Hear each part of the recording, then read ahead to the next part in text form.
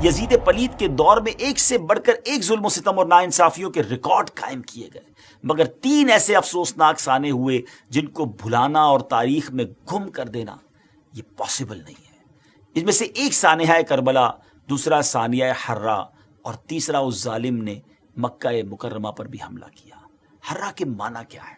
حرہ کہتے ہیں پتھریلی زمین کو، اور چونکہ مدینہ منورہ کے باہر ایک حصہ پتھریلا اور آتش فشاں کے پتھروں سے ڈھکا ہوا ہے، یہ واقعہ وہیں پیش آیا تھا، دشمن فوجوں نے وہیں اپنا پڑاؤ ڈالا تھا، اس وجہ سے اس کو حرہ کا علاقہ کہا جاتا ہے۔ کربلا کے خونی واقعے کے بعد چونکہ لوگ یزید کی خباثت اور بے دینی سے مزید آگاہ ہو گئے تھے، لہٰذا انہوں نے اس کے خلاف اٹھنے کا فیصلہ کیا۔ حضرت عبداللہ ابن زبیر رضی اللہ تعالیٰ عنہ نے یزید کے خلاف علم بلند کیا اور مکہ مکرمہ میں انہوں نے اعلان کیا کہ خلافت قائم فرمائیں۔ اہل مدینہ نے کربلا میں یزید کی فوج کے کارنامے سنے تو وہ بھی حضرت عبداللہ بن زبیر سے مل گئے اور ان سے بیعت کر لی۔ اس بات کی خبر مروان نے یزید کو بھجوائی اور یزید نے یہ خبر سن کر مسلم بن عقبہ کو 12,000 کا لشکر دے کر روانہ کیا اور اس سے کہا کہ پہلے انہیں 3 دن کی مہلت دینا اور اگر پھر بھی یہ بیعت نہ کرے تو پھر جنگ کرنا، اور جب غاصب ہو جاؤ، جب غالب ہو جاؤ تو پھر چند دن کے لیے لشکر کے لیے مباح کر دینا۔ یہ کتنی ظلم والی بات تھی۔ مباح کر دینے کا مقصد یہ ہوتا ہے کہ پھر لشکر کے حوالے کر دینا اہل مدینہ کا، وہ جو چاہیں کریں، جس کا مال لوٹیں، جس کی بے عزتی کرنا ہو، استغفر اللہ۔ اور پھر ان ظالموں نے جو کچھ کیا تو مسلم بن عقبہ نے لشکر مدینہ منورہ لے کر پہنچا، جنگ کا اعلان کر دیا۔ اس خونخوار کمانڈر یعنی مسلم بن عقبہ نے مدینے کا محاصرہ کر کے مدینے کے لوگوں سے جنگ شروع کر دی۔ چند دن تک تو وہ مدینہ پاک میں داخل بھی نہ ہو سکا۔ اب اس ظالم نے دھوکہ اور فریب شروع کیا اور کسی اور طریقے سے مدینے میں داخل ہوئے اور مدینہ پاک میں لوگوں کا خون بہانا شروع کر دیا۔ ایک سپاہی ایک عورت کے گھر میں داخل ہوا، اس عورت کا ایک چھوٹا سا دودھ پیتا بچہ تھا، شیر خوار بچہ تھا۔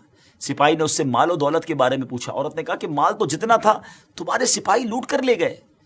اب اس ظالم نے کیا کیا، جب مال نہ ملا تو اس چھوٹے سے بچے کو اٹھا کر دیوار پر مارا، اور دیوار پر اس طرح مارا کہ اس چھوٹے سے بچے کا دماغ جو ہے، مغز جو ہے وہ باہر آ گیا۔ لیکن یاد رہے کہ اس ظلم کے واقعے کے اندر مہاجر و انصار سے 1700 افراد اور دوسرے مسلمانوں میں سے 10,000 لوگ قتل ہوئے۔ جی ہاں، مدینہ منورہ میں اپروکسیمیٹلی 12,000 لوگوں کا قتل ہوا۔ لشکر والوں نے مدینے کے لوگوں کے اس طرح سر کاٹے جیسے کسائی بھیڑ بکری کا سر کاٹتا ہے۔ مسلم بن عقبہ جب مدینہ پر مسلط ہو گیا تو اس نے مدینے کے لوگوں سے یزید کے غلام کی حیثیت سے بیعت لی تھی تاکہ ان کے بال اور ان کی اولاد یزید کے اختیار میں آ جائیں، اور جس طرح وہ چاہے اس پہ تصرف کرے، اور اگر وہ منع کرتے تو ان کو قتل کر دیا جاتا۔ مورخین لکھتے ہیں کہ مسلم بن عقبہ نے اس قدر بے گناہ لوگوں کا خون بہایا کہ وہ بہت زیادہ خون بہانے والے کے نام سے مشہور ہو گیا، اور شاید یہ کہنا غلط نہ ہوگا کہ اس واقعے سے کسی کو بھی نجات نہ مل سکی، یا تو وہ قتل ہو گئے، انتقال کر گئے، یا ان کی توہین کی گئی۔ وہ مدینے کی بے حرمتی کر کے مدینے کے علاقوں کو پامال کر کے پھر مدینے سے مکے کی طرف روانہ ہوتا ہے۔ مکہ مکرمہ میں حضرت عبداللہ بن زبیر سے جنگ کی جائے، اس لیے وہ لوگ جاتے ہیں۔ ابھی یہ راستے میں تھا کہ مسلم بن عقبہ کا ٹائم پورا ہو گیا، اس کو موت نے پکڑ لیا۔ مسلم بن عقبہ کے مرنے کے بعد جب یزیدی فوج وہاں سے روانہ ہوئی تو وہ عورت، جس عورت کے بچے کے ساتھ اس ظالم نے ایسا کیا تھا، وہ اس کی قبر پر آئی اور اپنے غلاموں کے ساتھ جب قبر کھدوائی تو اس نے دیکھا کہ اس ظالم کی لاش کے ساتھ سانپ لپٹا ہوا ہے۔ ایسے لوگوں کا انجام پھر ایسا ہی ہوتا ہے۔ نہ یزید کی وہ جفا رہی، نہ شمر کا ظلم و ستم رہا، جو رہا تو نام حسین کا، جسے یاد رکھتی ہے کربلا۔ ناظرین، ظالم کا انجام برا ہی ہوتا ہے۔